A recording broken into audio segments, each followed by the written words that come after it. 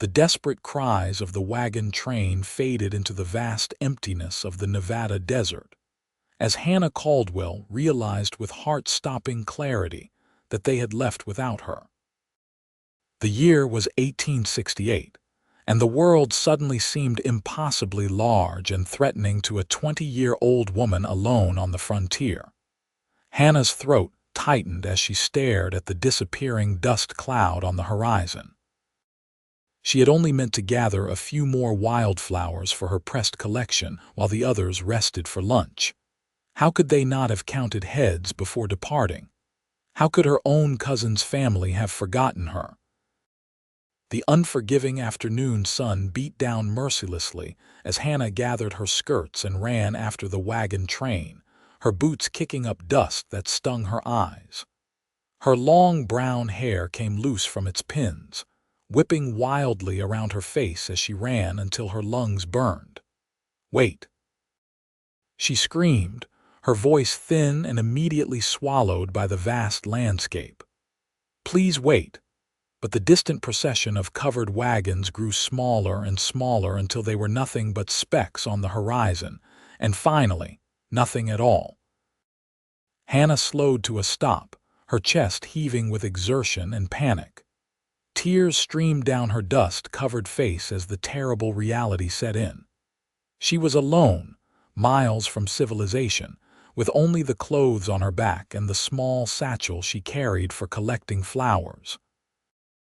The silence of the desert pressed against her ears as she slowly turned in a circle, surveying the alien landscape. Rocky outcroppings, sagebrush, and distant mountains were her only companions. She had no water, no food, no weapon, and no idea which direction led to safety. "Think, Hannah," she whispered to herself. "You cannot simply die here." The wagon train had been heading west toward California, following the Humboldt River route. They had passed through Reno just days earlier. If she could retrace their path eastward, perhaps she could make it back to the town. But how far had they traveled since then? 2 days? 3? She wasn't sure she could survive that long without water. As the sun began its slow descent, the heat of the day gave way to a chill that seeped through her calico dress.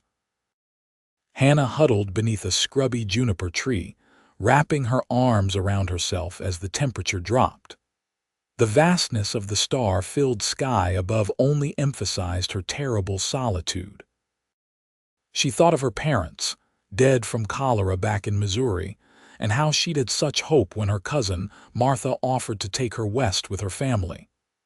"A new beginning," Martha had said. Now Hannah wondered if she would ever see another day. The howl of a coyote in the distance made her blood run cold. She picked up a rock, clutching it tightly in her trembling hand, though she knew it would offer little protection against predators. Sleep was impossible, so she waited, praying for morning and trying not to imagine what might find her in the dark. The first light of dawn brought little comfort. Her lips were cracked from thirst, her stomach cramped with hunger. Hannah knew she had to move while she still had strength. She oriented herself toward the rising sun and began walking east, hoping to intersect the trail that might lead her back to Reno. By midday, the merciless sun had drained what little energy she had left. Her vision blurred, and her steps became unsteady. She had found no water, and the small patch of shade where she now rested seemed like her final destination. "Just a little rest," she murmured, her eyes heavy as she slumped against a boulder.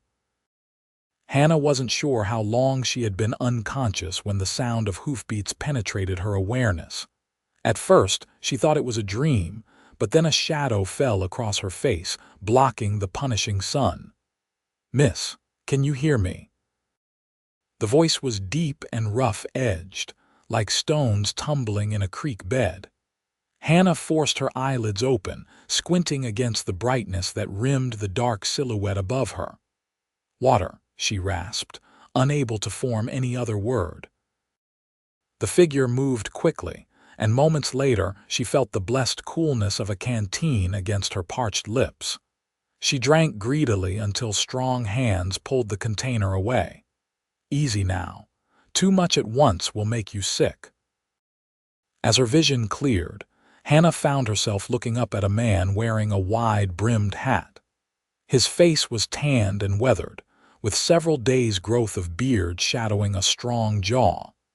He appeared to be in his late 20s, with intelligent gray eyes that studied her with concern.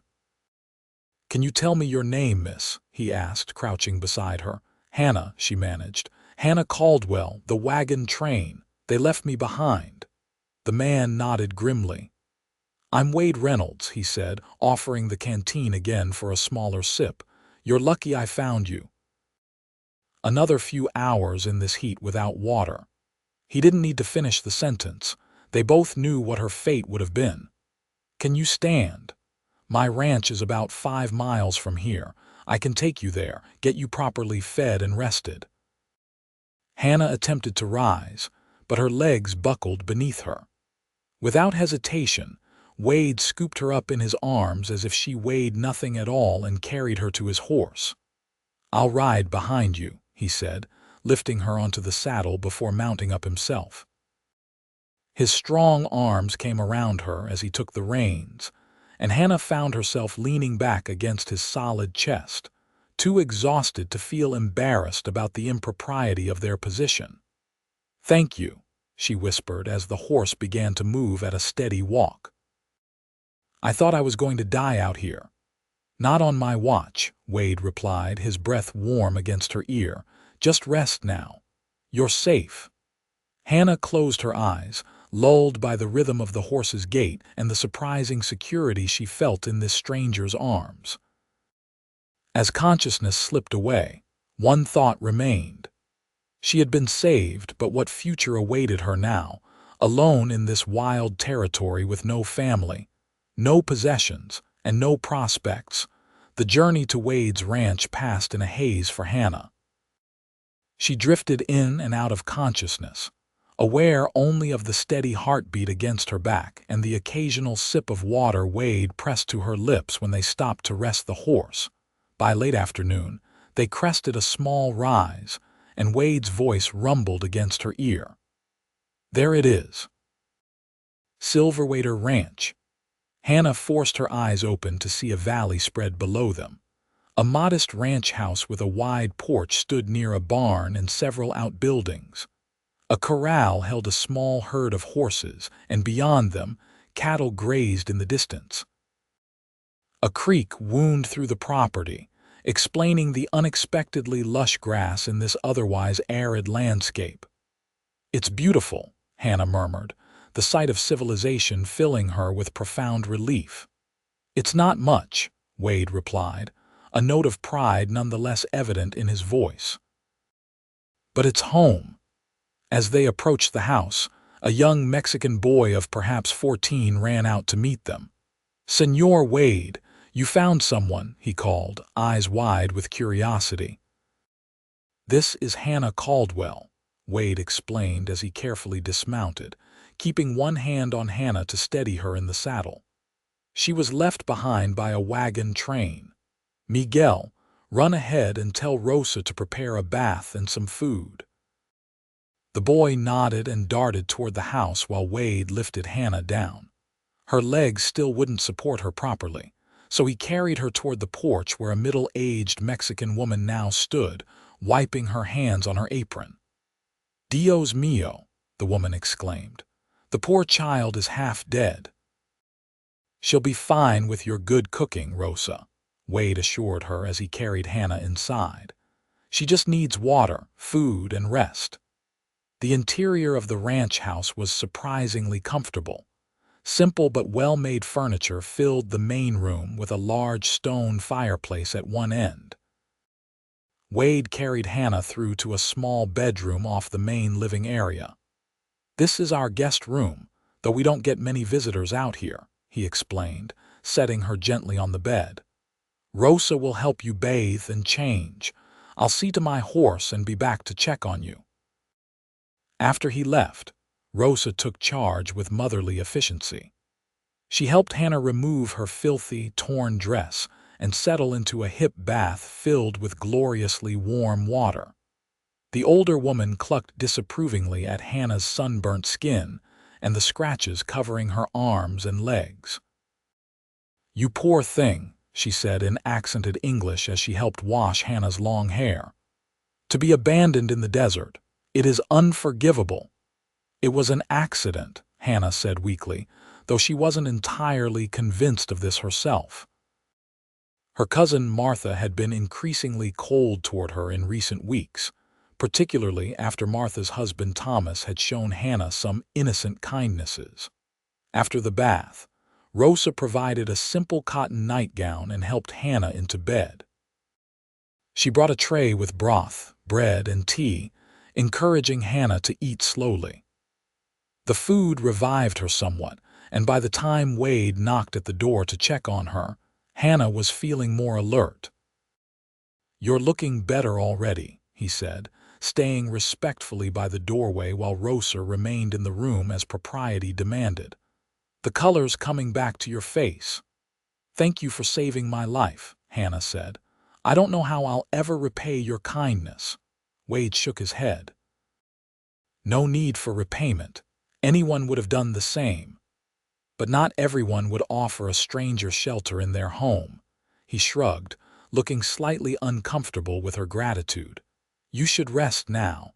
We can talk more tomorrow about getting you to where you need to go." That simple statement brought reality crashing back. Hannah had nowhere to go. Her only family was on that wagon train heading to California, the family that had somehow managed to leave without her. She had no money, no possessions beyond the clothes she'd been wearing, which Rosa had taken away to wash. I don't know where that would be," Hannah admitted, her voice small. "My cousin's family was all I had left." Wade's expression softened. "Then you'll stay here until you figure things out." "No rush." After he left, Rosa patted Hannah's hand. "Señor Wade is a good man," she said. "He has a hard exterior, but inside his heart is gentle. You are safe here." Hannah nodded, though uncertainty gnawed at her. What did her future hold now? How long could she impose on this stranger's generosity? And what would become of a young, unmarried woman alone in this wild territory? These questions swirled in her mind, but exhaustion soon overcame her concerns. Within minutes of Rosa leaving the room, Hannah was fast asleep. The following morning, Hannah woke to sunlight streaming through the window. For a disoriented moment, she couldn't remember where she was. Then yesterday's events came rushing back, the terrible realization that the wagon train had left her behind, the desperate hours in the desert, and her rescue by the taciturn rancher.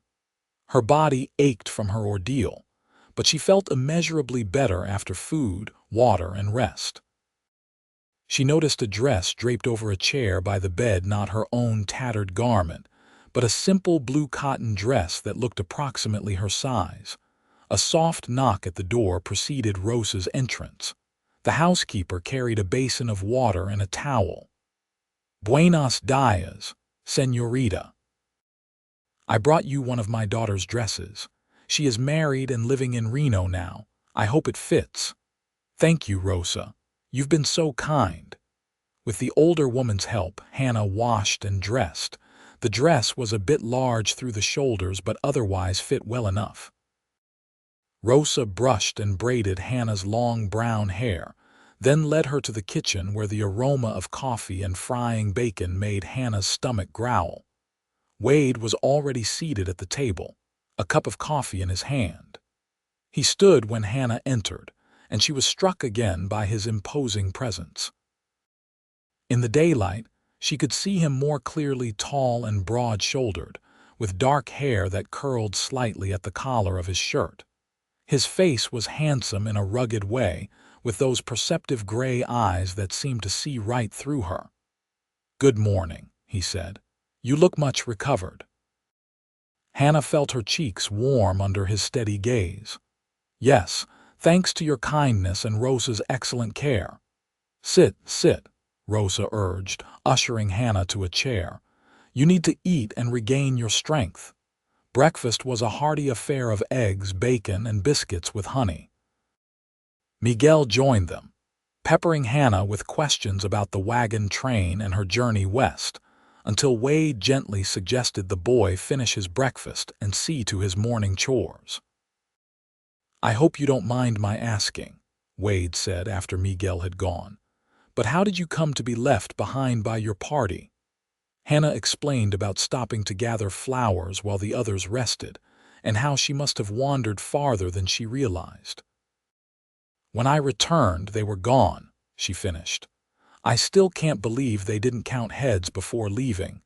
Something flickered in Wade's expression. "Your family didn't notice you were missing?" Hannah hesitated. "My cousin Martha and her husband Thomas were my only family on the journey. We were traveling with several other families heading to California."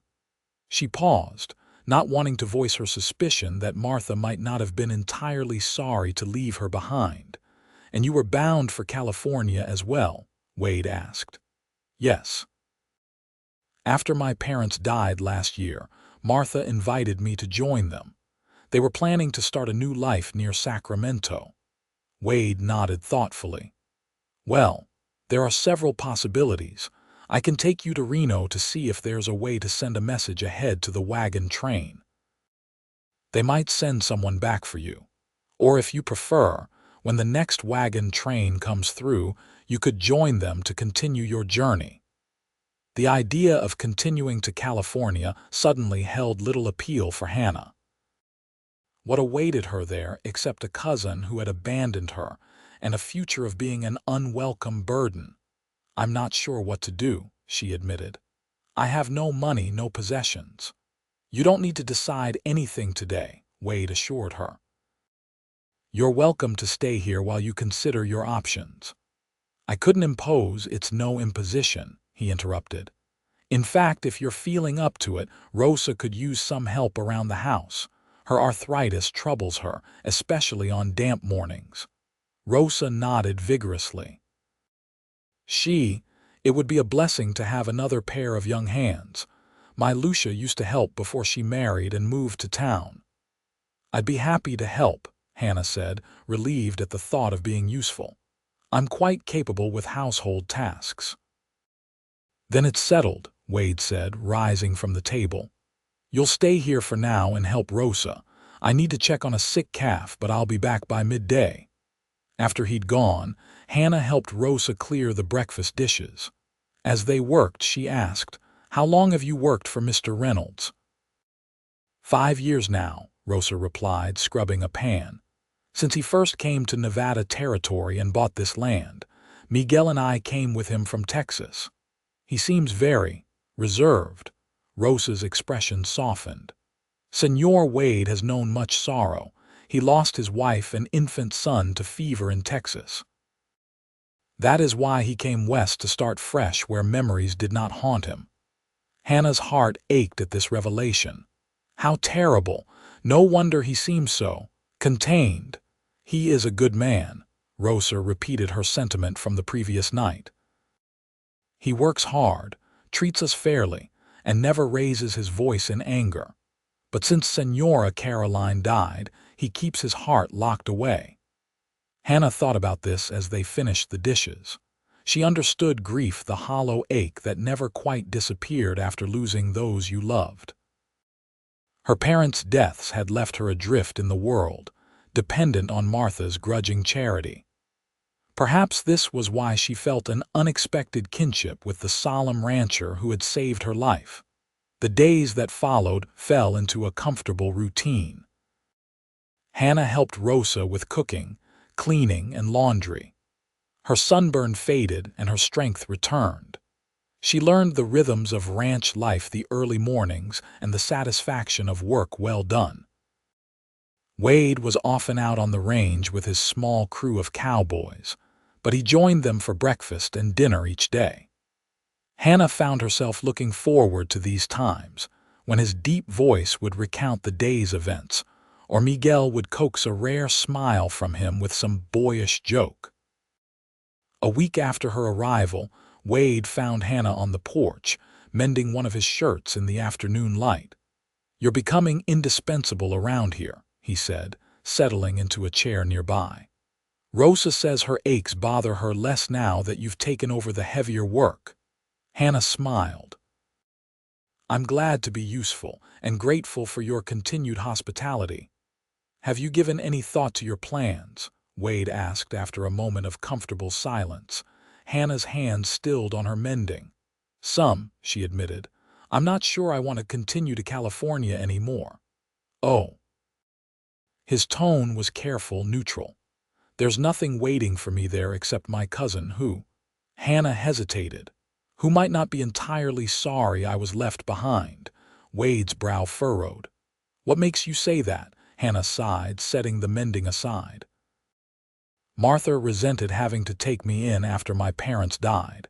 She made it clear I was a burden, especially after her husband Thomas showed me simple kindnesses that she misinterpreted." She flushed slightly at the admission. "I think she believed I was trying to attract his attention. Were you?" Wade's direct question wasn't accusatory, merely inquisitive. "No," Hannah exclaimed. "Thomas was kind to me, nothing more. He saw how Martha treated me and tried to make me feel less unwelcome." She shook her head. "The day before I was left behind, Martha and I argued. She accused me of improper behavior. I denied it, of course, but she was convinced." Wade was silent for a long moment, his expression thoughtful. "So you believe she may have deliberately left you behind?" "I don't know," Hannah admitted. "Perhaps she simply didn't bother to count heads because she wouldn't have minded if I were gone." "That's a harsh judgment on family," Wade said softly. "Perhaps," Hannah agreed, "but I've had time to think since coming here. I realize now that I was following Martha because I had nowhere else to go, not because it was what I truly wanted." "And what is it you truly want, Hannah Caldwell?" Wade's gray eyes were intent on hers. The question caught her off guard. What did she want? Safety, certainly. Purpose. Perhaps even someplace to belong. "I want to make my own way," she said finally. "To be useful and valued for who I am, not tolerated as an obligation." Wade nodded slowly. "A worthy ambition." He stood up. "I have a proposition for you." Hannah looked up at him, curious. "Reno is growing quickly. There's a new hotel opening next month that's looking for staff chambermaids, kitchen help, that sort of thing. If you're interested, I could take you to town next week to inquire about a position. You could stay with Rosa's daughter Lucia until you get settled." Hannah's initial response was disappointment. He wanted her gone. But then rationality asserted itself. Of course he did. She couldn't stay here indefinitely, a single woman in a bachelor's home. It wasn't proper, and she had no claim on his hospitality. "That's very thoughtful," she managed. "I would appreciate the introduction." Wade nodded, his expression unreadable. "Good. We'll go on Monday then." He turned to go, then paused.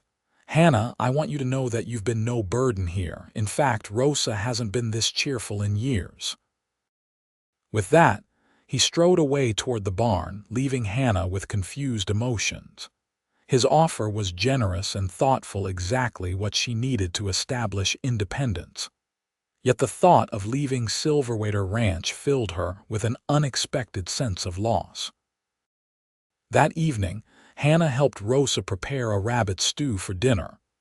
As they worked side by side, Hannah mentioned Wade's offer to take her to Reno. Rosa's hands paused in their task of kneading dough for biscuits. "You are leaving us." "Mr. Reynolds thinks I might find work at the new hotel," Hannah explained. "It would be a chance for me to support myself." Rosa frowned, flour dusting her forearms. "But you are happy here, no, and we are happy to have you." "I can't stay indefinitely," Hannah said gently. "It wouldn't be proper." The older woman made a dismissive sound. "Proper? Bah! What is proper about a young woman alone in a town like Reno? At least here you have people who care for your welfare." Hannah was touched by Rosa's concern. "You've all been wonderful to me, but I can't impose forever." It is not Wade's idea that you leave, is it? Rosa asked shrewdly. He suggested it, Hannah confirmed. And it makes sense. I need to make my own way in the world. Rosa returned to her dough, pummeling it with perhaps more force than necessary. Men. Sometimes they cannot see what is right in front of them. Hannah wasn't sure what to make of this cryptic comment, but before she could ask, Miguel burst through the door with news about a coyote that had been spotted near the chicken coop, and the conversation ended. Dinner that night was a quiet affair. Wade seemed preoccupied, and Hannah found herself stealing glances at him when he wasn't looking. In just over a week, he had become a fixture in her life, a steady, reliable presence that she had come to depend on more than she cared to admit. The thought of not seeing him daily left an unexpected hollow feeling in her chest. It was foolish, she knew. He was her rescuer, her benefactor, nothing more. That she had begun to harbor warmer feelings for him was her problem, not his. A widower still mourning his wife would hardly be interested in a penniless orphan with nothing to recommend her but her willingness to work. After dinner, Wade asked Hannah to join him on the porch. The evening was mild, with a crescent moon hanging in the darkening sky. Hannah wrapped a shawl around her shoulders as she settled into a chair beside him. "I spoke with my foreman, Charlie, today," Wade said after a moment. "He's heading to Virginia City tomorrow on business. If you'd prefer, he could take you to Reno instead of waiting until Monday when I can go." Hannah's heart sank. He was eager to be rid of her. "If that would be more convenient," she said carefully, "though I wouldn't want to impose on your foreman." Wade shook his head. "It's no imposition. He'd be passing near Reno anyway." He hesitated. "I just thought you might be anxious to get settled." "I see." Hannah stared out at the darkening ranch yard, fighting a wave of disappointment. "If Mr. Charlie doesn't mind, then perhaps that would be best." Wade was silent for a long moment. "Do you want to go, Hannah?" The directness of the question startled her. "I don't have many options. That's not what I asked." His voice was gentle but insistent. "Do you want to leave Silverwater?" Hannah couldn't bring herself to look at him. "No," she admitted softly. "I've been happier here this past week than I can remember being in a very long time, but I understand that I can't stay indefinitely." "Why not?" Now she did turn to him, confused by the question. Because it wouldn't be proper. A single woman living in a bachelor's home, even with Rosa here as chaperone. What if there were another option?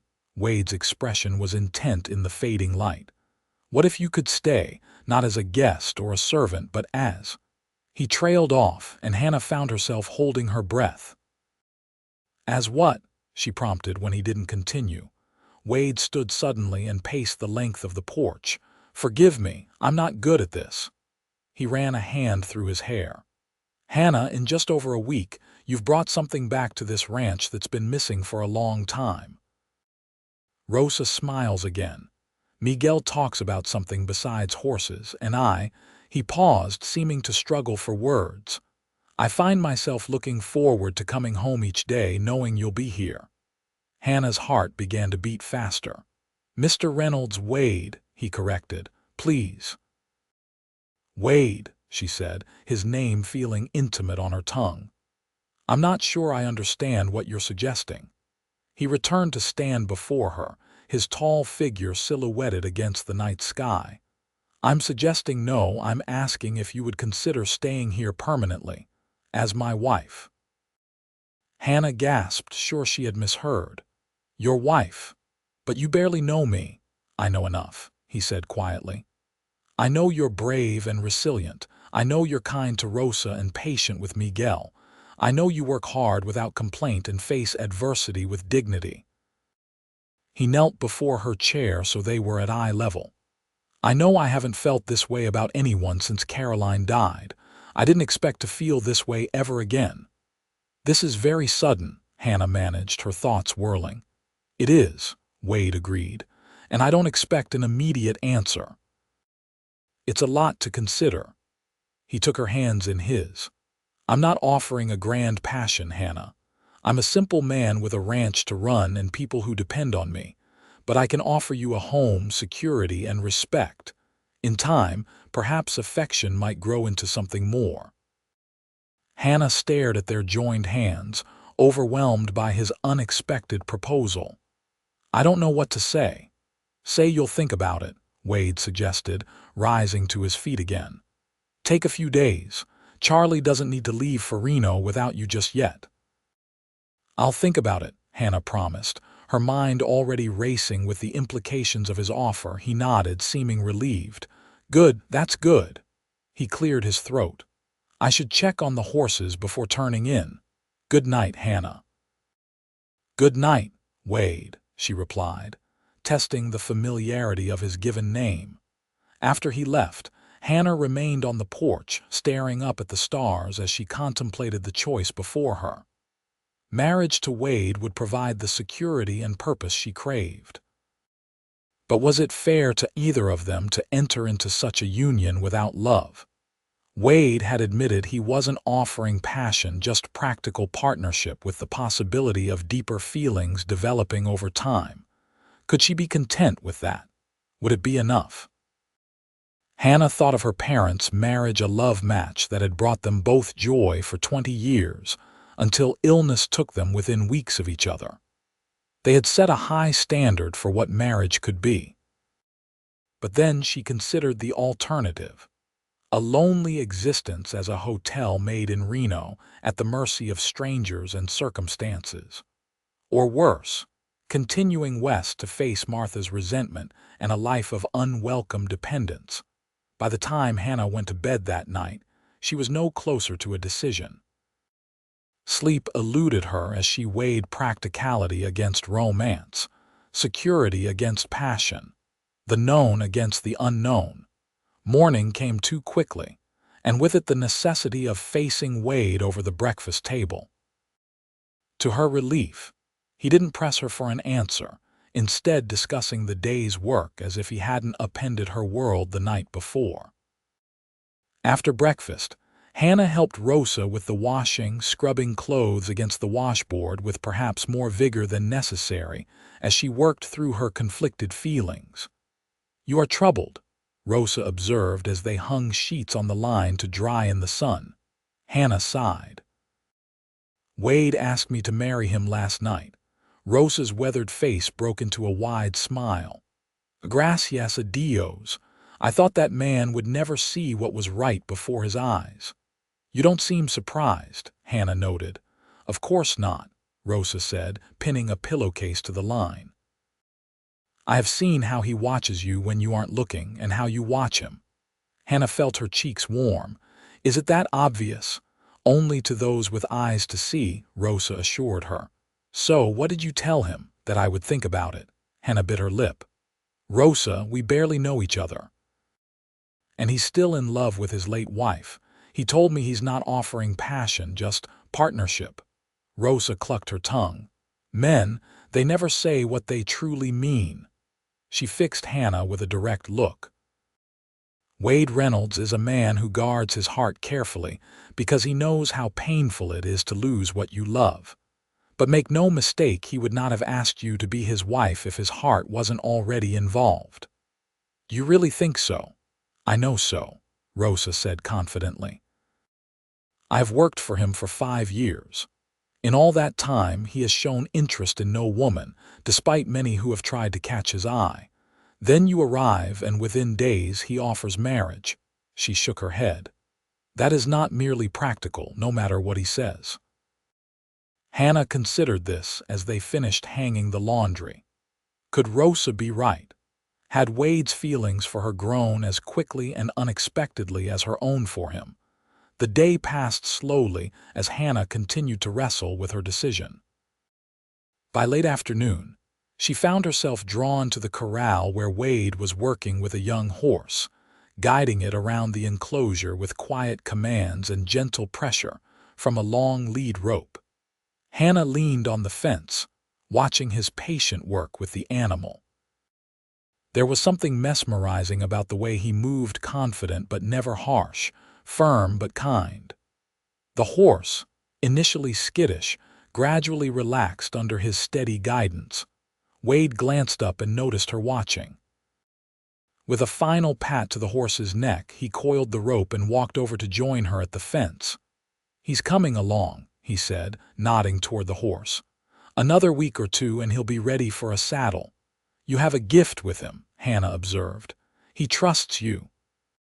"Trust takes time to build," Wade said, "but it's worth the effort." Hannah sensed they weren't just talking about horses anymore. She took a deep breath. "I've been thinking about your proposal." Wade's expression remained carefully neutral. "And I have some questions first," she said. "If I became your wife, what would you expect of me?" He considered her question thoughtfully. "I'd expect you to run the household, to continue helping Rosa as you've been doing.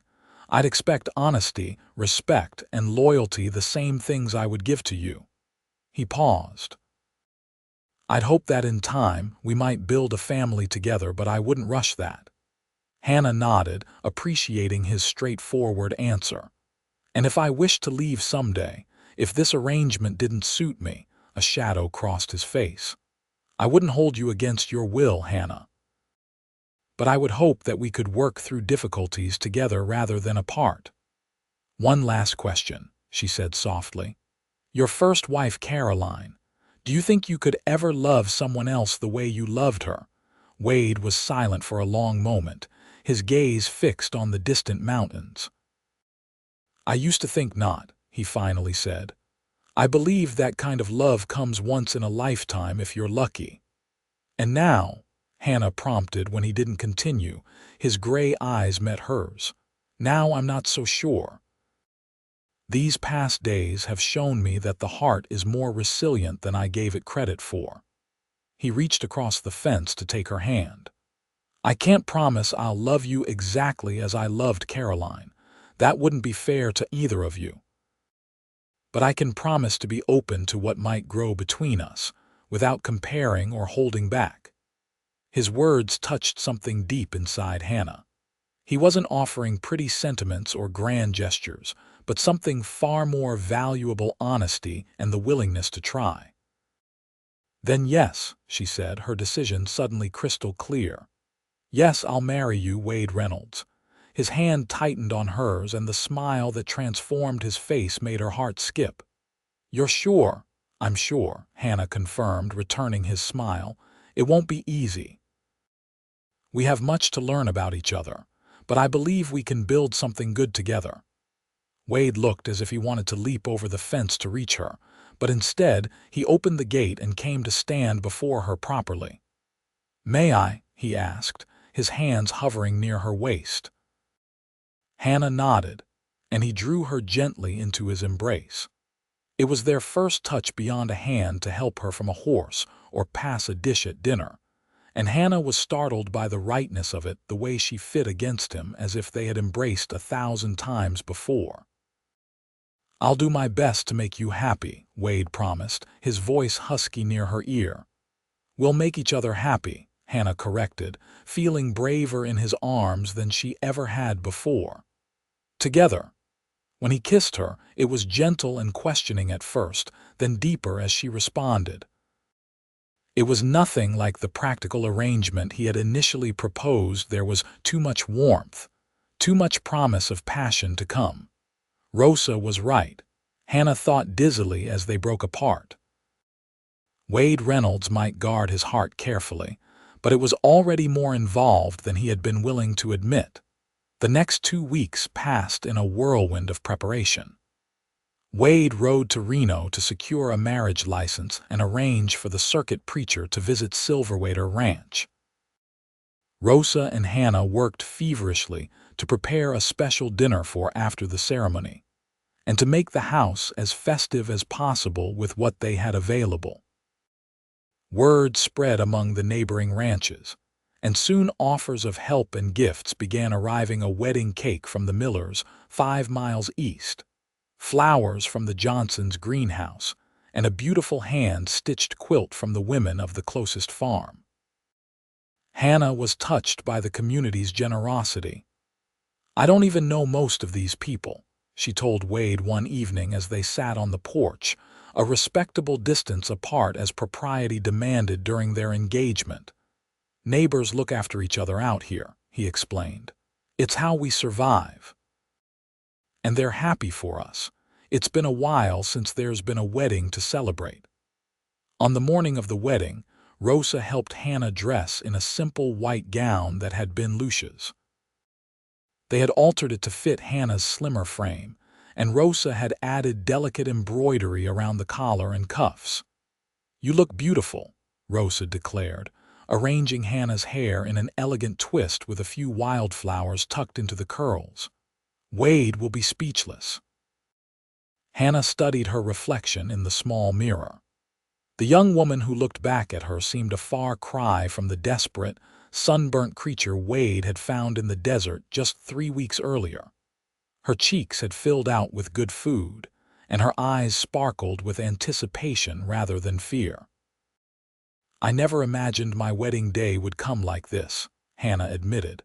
"So suddenly, with a man I've known such a short time." Rosa patted her hand. "Sometimes God brings people together in unexpected ways. What matters is what you build from here." The ceremony itself was simple but meaningful.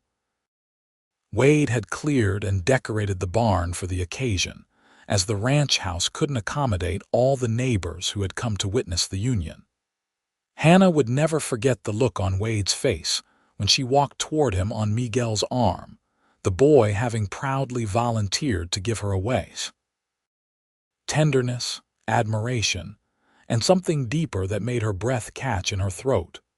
The preacher was brief but eloquent, speaking of commitment, partnership, and the blessing of finding love in unexpected places. When Wade slipped a simple gold band onto Hannah's finger, a ring he'd ridden all the way to Virginia City to purchase, she felt the weight of the moment in all its significance. This wasn't just a practical arrangement anymore. It was the beginning of something profound.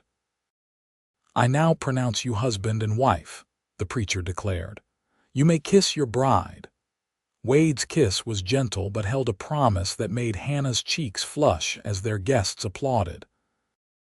The celebration afterward was joyous, with music from a neighbor's fiddle, dancing in the yard, and more food than Hannah had seen in one place since leaving Missouri.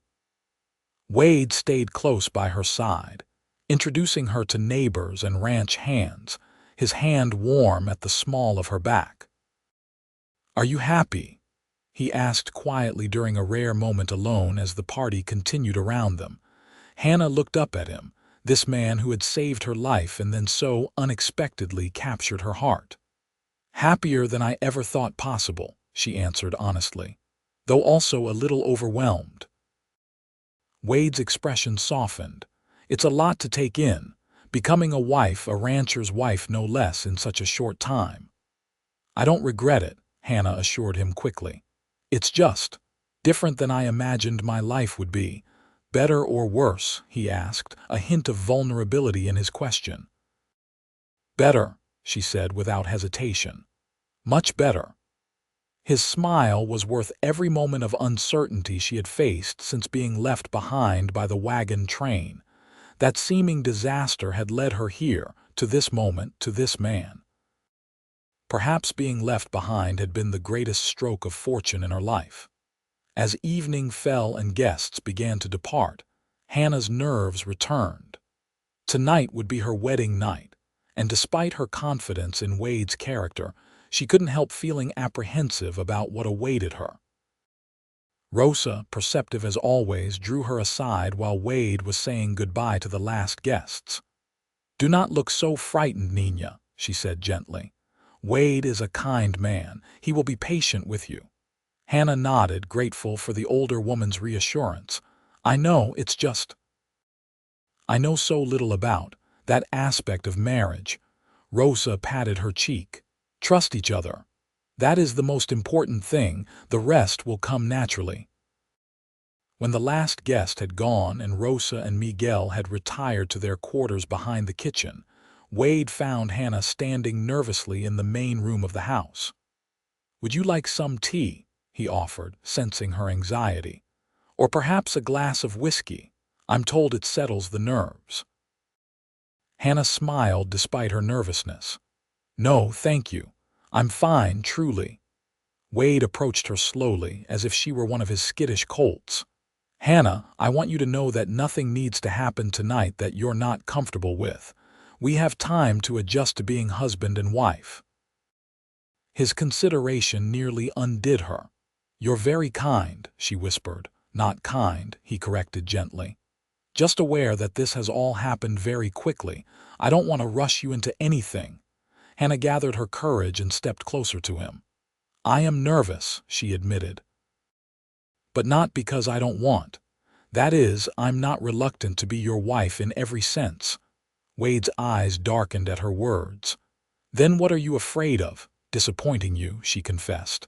"I know nothing of what happens between a husband and wife." Understanding dawned in his expression, followed by a tenderness that made her heart flutter. "Hannah," he said softly, taking her hands in his, "there's no way you could disappoint me.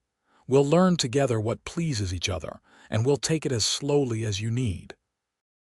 He led her to their bedroom, his room, which now held her few belongings as well.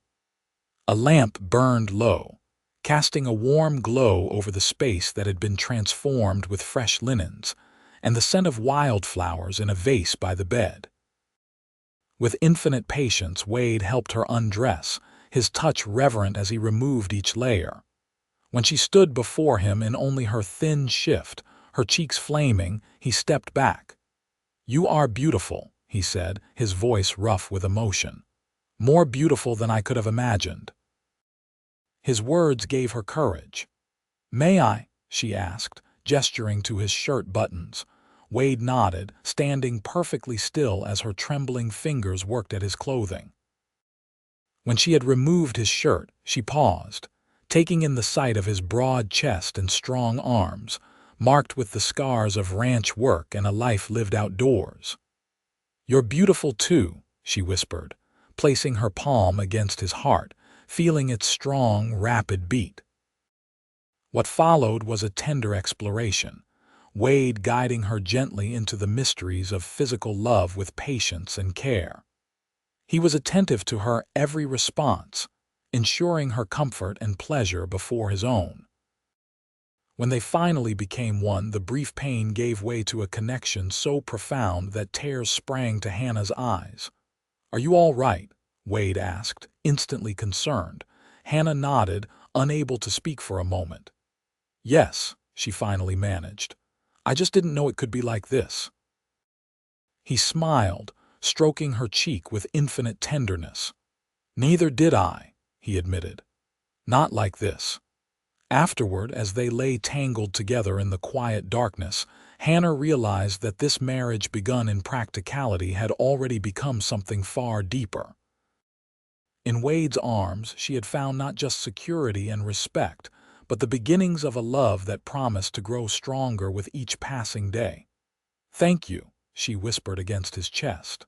"For what?" he asked, his fingers tracing patterns on her bare shoulder. "For finding me in the desert. For bringing me home." Wade tightened his arms around her. "I think perhaps we found each other," he said softly, "and we're both home now."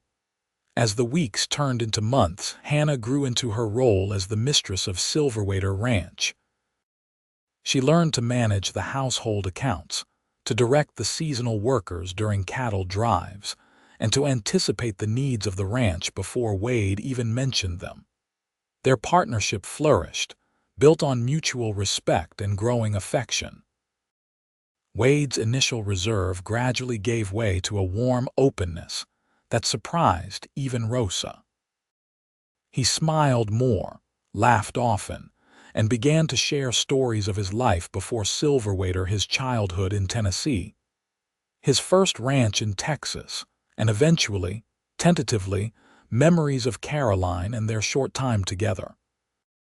Hannah listened without jealousy, understanding that Caroline would always be a part of who Wade was, just as her parents' memory shaped her. They didn't diminish what she and Wade were building together.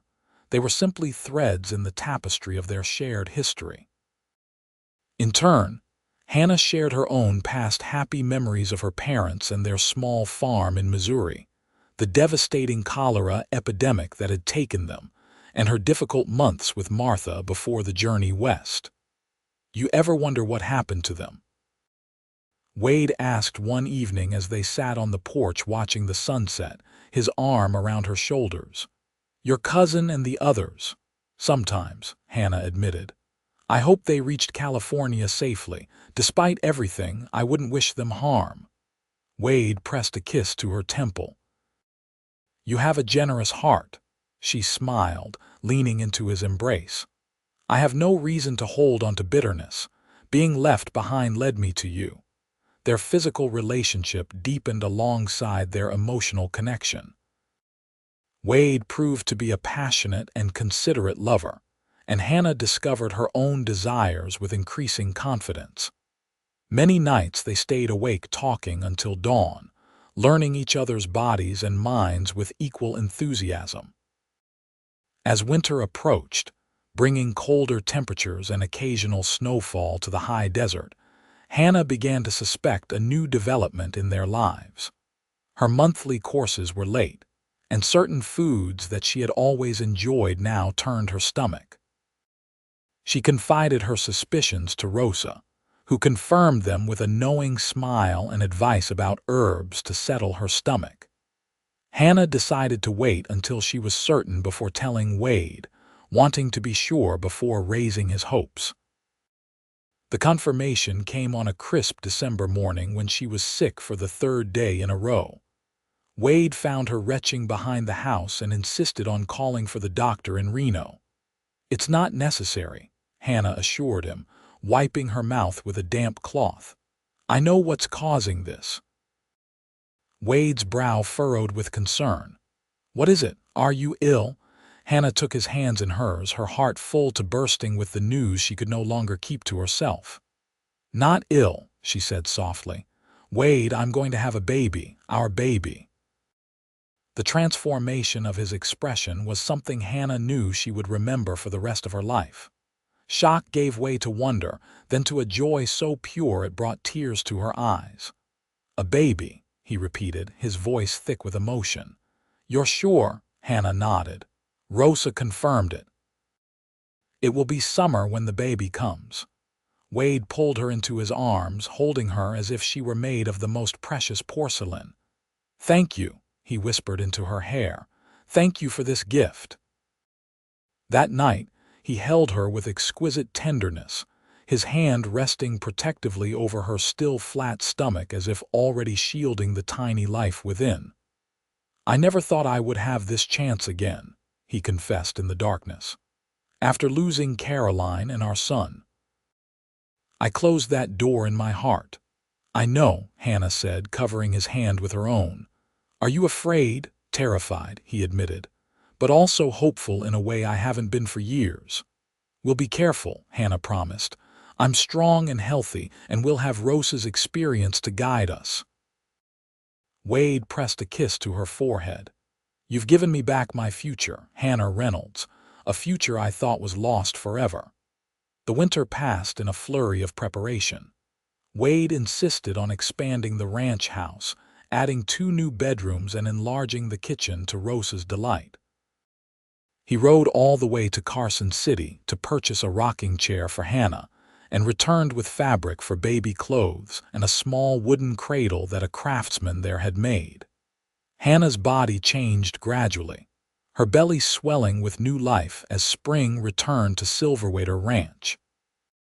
Wade was solicitous to the point of overprotectiveness, insisting she rest frequently and trying to prevent her from performing even the simplest chores.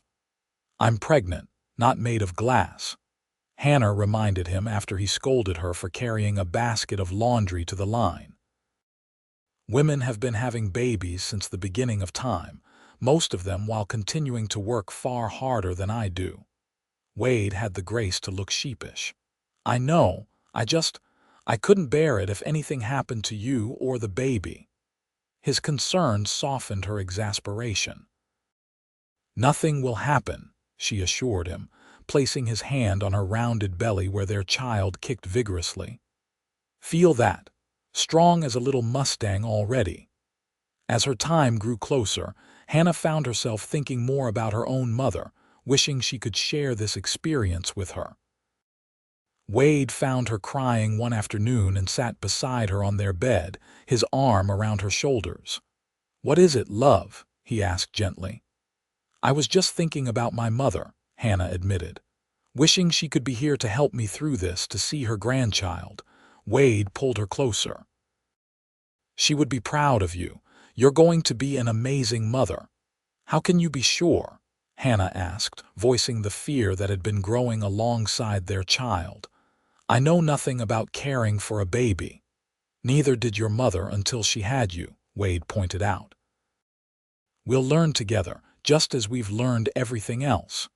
His confidence steadied her, as it always did. Over the months of their marriage, Wade had become her rock, her safe harbor. The practical partnership they had begun with had blossomed into deep love, expressed in 1,000 daily kindnesses and moments of shared joy. July brought scorching heat to Nevada territory. Hannah moved slowly in her advanced pregnancy, spending much of her time in the relatively cool interior of the ranch house. Rosa hovered nearby, preparing special teas to strengthen her for the birth and readying the bedroom with clean linens and basins of water.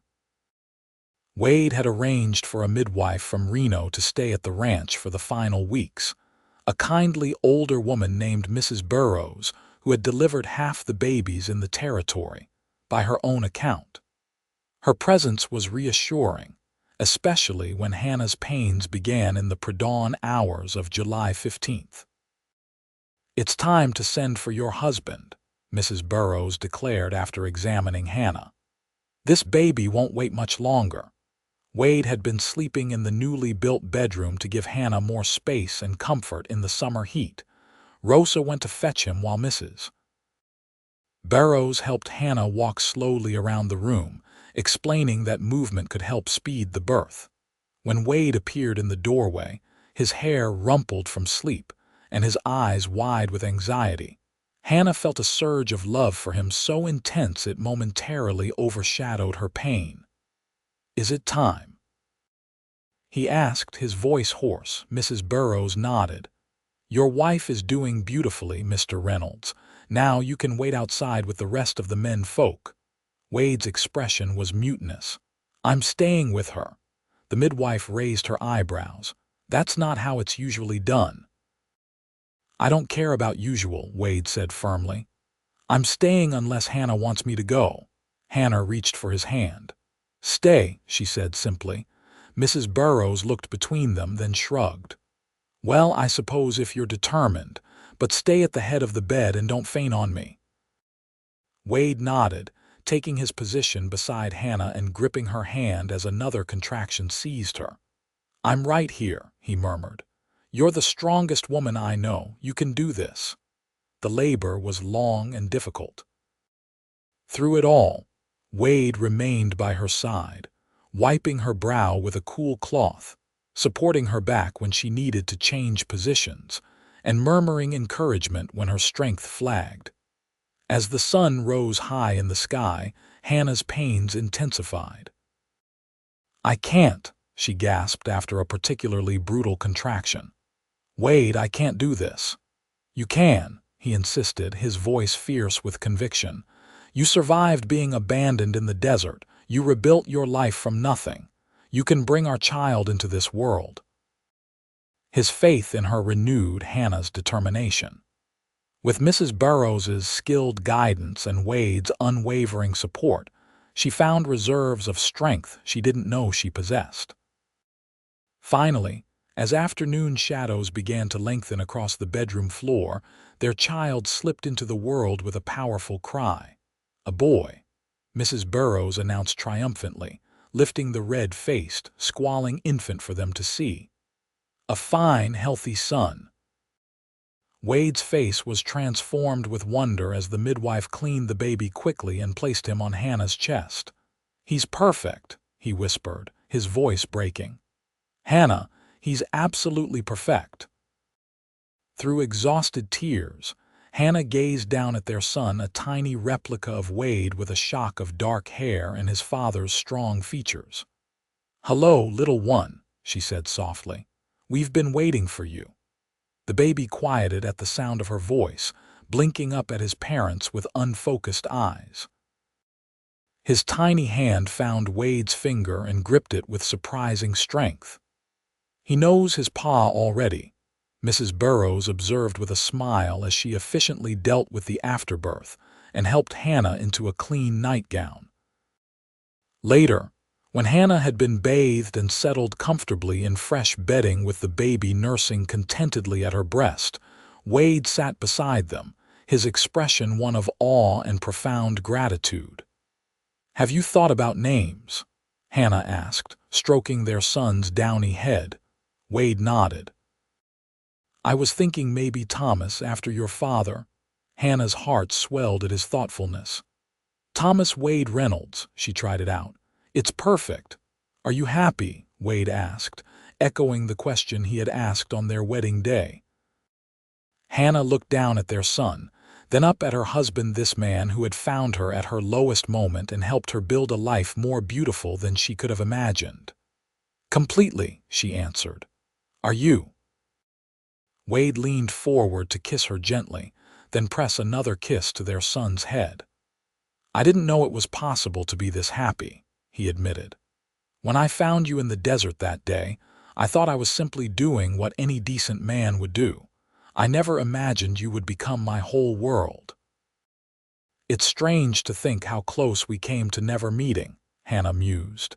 "If the wagon train hadn't left me behind.